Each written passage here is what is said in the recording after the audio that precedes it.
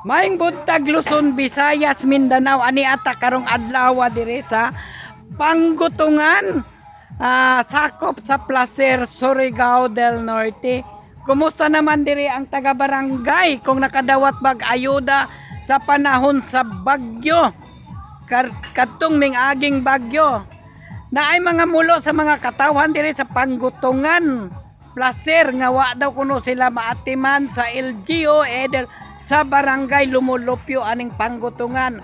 Kumusta naman ang mga ayuda sa katawan? Maayo na lang na makahatag og tagsa ka kilong bugas para sa ilang panginahanglanon sa matag adlaw.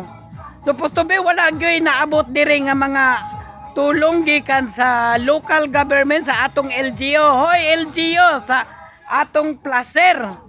Naunsa naman taon mo, wa man mo nakaatiman diri sa mga tao sa Panggutungan, barangay Panggutungan. Ilabi na sa atong barangay kapitan, Oldo, nga atong atimanon ang ato ang katawhan.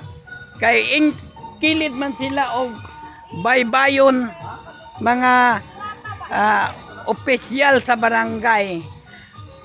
Kinahanglan mahatagan gyud sila og suporta aning katawhan sa barangay Panggutungan. Daghay mga iango-ngo sa mga katawhan nga masking gamay lang nga ilahang pag-ayuda wala miabot sa ilahang panimalay.